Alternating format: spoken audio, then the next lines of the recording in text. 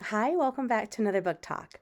Today, we're going to get to talk about something that means a great deal to me.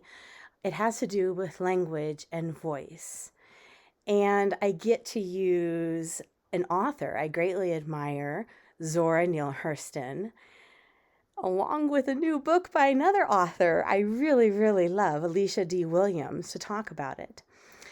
Alicia D. Williams is a debut author from last year who came out with Genesis Begins Again, which won so many awards. I don't have time to put this in here. And I did a book talk on it last year, so check it out. The other creator of this book, which is Alicia D. Williams' writing, is Jacqueline Alcàntara, and she is the illustrator. And as you know, in a picture book, visual literacy is just as important as reading literacy. And so both of these are co-creators of Jump at the Sun, the true tale of unstoppable story catcher Zora Neale Hurston. I love that, story catcher. And as you already know, I love stories. I love telling stories. And that is what Zora Neale Hurston did. She was an amazing woman. Besides being an author, first, she was a story catcher. And this describes her life in the very beginning. And I just want to go ahead and show you also the back part of this, which shows her as she is older. And writing. And you can see all of the beautiful things that are coming off of her typewriter. And one of the things to know about Zora, first of all, and it opens up with this, is that she really was, she's usually grouped with the Harlem Renaissance. And if you're not aware of it, Google it, find out. And this was a group of artists. So artists include writers, people who are actually doing art, just a group of people who were inspired in creating wonderful things during the 20s and 30s in Harlem, New York, and hence the word Renaissance. And they were African American, and just it's one of my favorite periods to just dig into and read and enjoy. And Zora Neale Hurston herself, this book primarily, first takes place with her growing up in an all African American community. The first one established in the United States, which is Eatonville, Florida. And so it was a different experience than a lot of other African Americans had during that time period. And one of the things that she loved was listening to all of the tales. Some of us might call them tall tales, folk tales, but she loved hearing about Brer Rabbit, Brer Fox, all of the things that would be told outside of the store. And so this tells about how Zora began as an individual and what hooked her. Okay. And so she loved hearing it. And she also loved creating her own stories. So let me just show you. And also, by the way, I love this with all of the hats. And these are all hats that you get to see throughout the story, which is fabulous. All hats that Zora wears. Okay.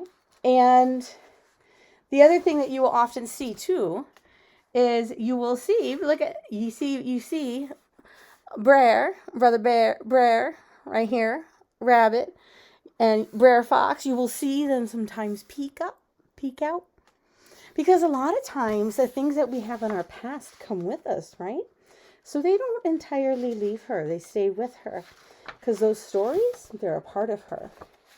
So here you see, and I just want to show you this page, yes? So here you see Zora, and she's sitting on top of the barrel, and she's listening. Oh, she's listening to all the stories. Yes, right here in our little speech bubbles, we're hearing the stories. And so as she starts to hear the stories, she wants to create her own, and she does. And I think probably the beautiful quote of the book, where Jump at the Sun comes from, is from her mother. And here it is. Her mama always told her that if she wanted something, to jump at the sun. Because even though Zora might not land quite that high, at least she'd get off the ground. Isn't that wonderful? Now, her father didn't necessarily approve, but I'm not going to tell you anymore because I want you to read this. You get to follow Zora's journey. How a woman, okay, so I'm just going to put this in cultural perspective, okay? She was born at the tail end of the 1800s. So we have a woman who is Black. How she not only managed to graduate high school, I'm going to tell you, for those of you who are struggling in high school, my young adults, Zora understood. She can understand, okay? She gets it, though. She gets through it because she understands that to get through that education is the doorway to what she wants to do. So she manages it. Find out how. And then she gets admitted into a college, people. And she studies anthropology. Do you know what anthropology is? It's about studying other cultures and how people do things. And the wonderful thing is she got to study under a man who believed that no culture was superior to somebody else's. Isn't that beautiful? Yeah, that's beautiful. And that's pretty incredible for this time period. And he encouraged her to study. That time the word Negro was acceptable. Negro culture, which she did. So she was an anthropologist, a folklorist, meaning that she collected tales, stories, storycatcher, yes, and a writer. This is a beautiful book, and as you can tell by the illustrations within it, they are bright. They are bold. This beautiful palette. Look at this beautiful palette. Did you see Brer Rabbit? Did you see him looking at you? Yep, he's looking at you. And one of the things I love about this, and why I'm sharing it on my channel for young adults, is that this is a really great introduction to learning about people whom you may not know. She faced opposition.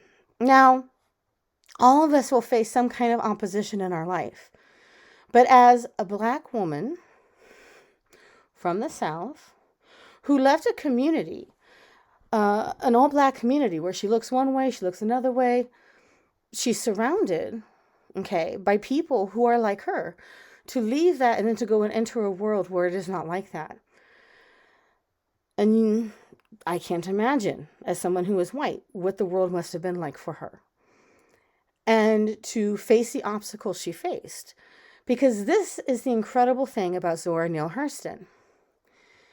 She chose to write in a way during that time period that was looked down upon by even people who were also African American. Let me explain. First of all, please note, Jump at the Sun, the true life tale of unstoppable storycatcher Zora Neale Hurston, by Alicia D. Williams, and illustrated by Jacqueline Alcàntara. It's available. Please take a look.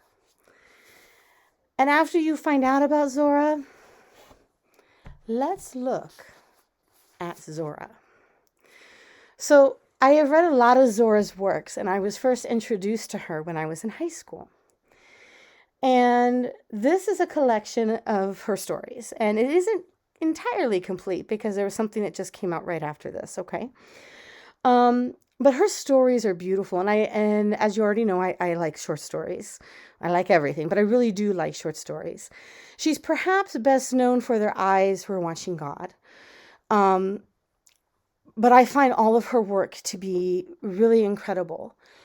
One of the things that Zora Neale Hurston chose to do, and you never really know unless you sit down and talk with somebody, which we can't do since Zora has passed, is why somebody might choose to write the way they write. And Zora chose to write using the language of the South and of the people she grew up with. And I do want to take a moment to talk about that too. But before I do, let me just tell you about her stories. So first of all, her stories, there are collections that have to do with the folklore that she collected. Okay, so you can be thankful that we know about such things like Brer Rabbit. And if you don't know about Brer Rabbit, honey, you better get on the train because of her. And she wrote them down, she collected them, she really was a story catcher. And she made sure to share those things with other people. But she also wrote stories, fictional stories, that came from initially Eatonville. That was the setting that she drew a lot of her inspiration from. She also wrote nonfiction as well, probably most notably her own story, her own life story, Dust Tracks on a Road. One of the reasons I like her short stories, and when I taught English, I used them, and when I was a student, I was able to first be introduced to her through them, is there is something about the stories that, and their eyes were watching God too, in which there are certain ideas that are repeated, not in a bad way, that emphasize the idea of independence, love, and the value of holding on to your identity, which I think is connected to your independence, but also recognizing and valuing and treasuring your identity, that I especially found appealing when I was a teenager. And I find even more so now when I'm an adult, because oftentimes we are asked to change who we are, to suit the world around us. And sometimes we do it. Sometimes we do it without realizing we're doing it. And one of the things that she also often wrote about is the idea of not taking things from other people. And what I mean by that is enough is enough. If other people are continually taking things from you, that isn't something that you have to put up with. And, you know, when I was younger, I put up with things that I thought, well, this is my life and that's what I should have to deal with. Now that I'm older, I realize, and I think especially with Zora's stories, that no, as an individual, as somebody who has value, there are things that I don't have to put up with. She emphasized the value of who you are as an individual, and that yes, there are hateful and horrible things out in the world, but it doesn't mean that you have to become it, or it doesn't mean that you have to succumb to those kinds of systems. And these are motifs. Motifs are ideas that are repeated often in her work. And I love to be able to just pick this up and read one of the stories and be reminded of that again, that there is strength. She predominantly, although I am a white woman, she is predominantly writing from the point of view of Black women.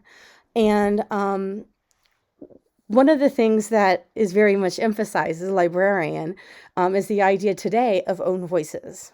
Okay, so own voices is the idea of authors who are writing about individuals who are experiencing the same things, characters who are experiencing or coming from the same places that they themselves have lived.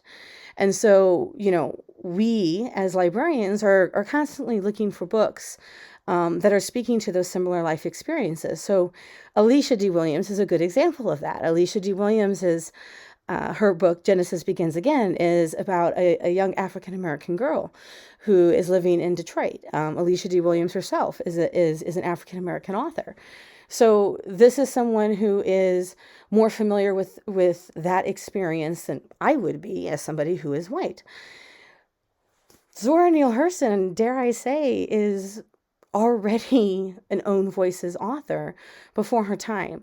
And one of the things that I want to really talk about when it comes to Zora Neale Hurston is that she met with some controversy because she chose she chose to write using language that had the Black South vernacular.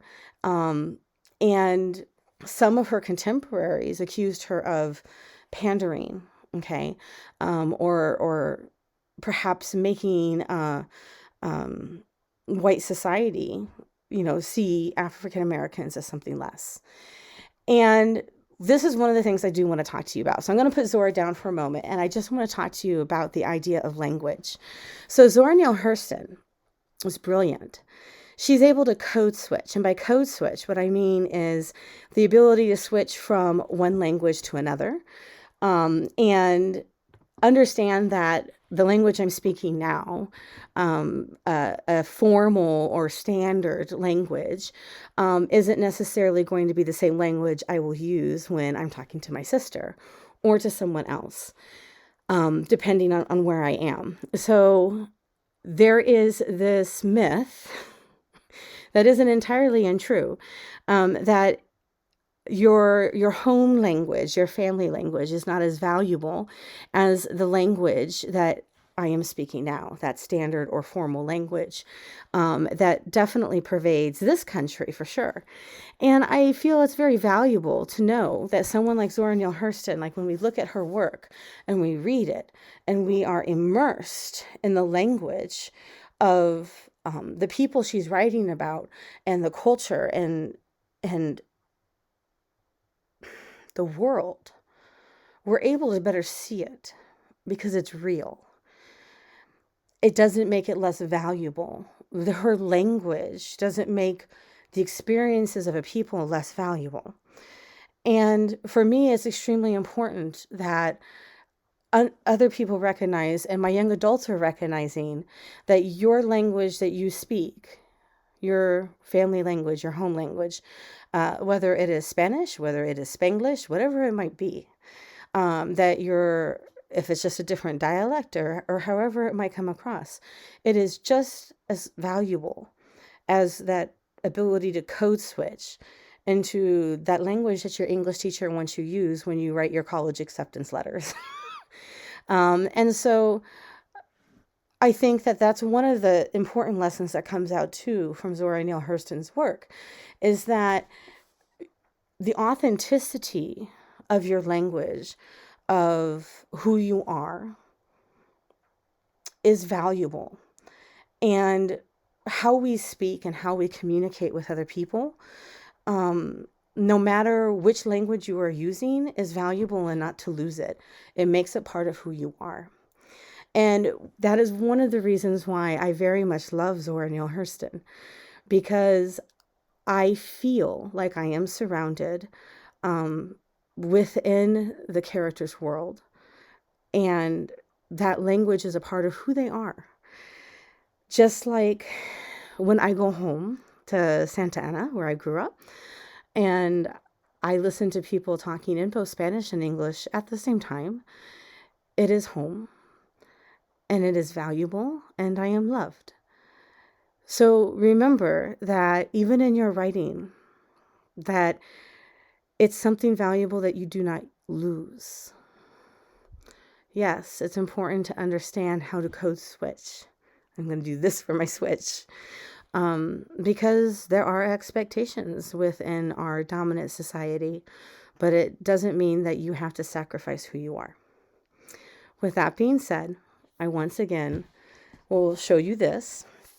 There are so many compilations of things out there by Zora Neale Hurston. You can even find some of her short stories online. This is Zora Neale Hurston, The Complete Stories, and it's published by Harper Perennial. And this has an introduction by Henry Louis Gates, Jr. It's her work. Find her work, and you will enjoy it. I do recommend her work for a young adult audience or older, simply because there's so much depth to it. I think you will enjoy it more. It doesn't mean that middle schoolers couldn't read it, but I just don't think you will appreciate the depth as much. I would recommend you wait until you're a little older, because I feel like, you will embrace it. Yes, because you will you will understand the significance a little bit more since her characters are adults. And then lastly, one more time, I must thank you, Alicia D. Williams. You know I love you. Jump at the Sun, the true life tale of the unstoppable storycatcher Zora Neale Hurston, along with her amiga Jacqueline Alcàntara. Thank you for this beautiful work. Until I see you next time, please, happy reading and stay safe.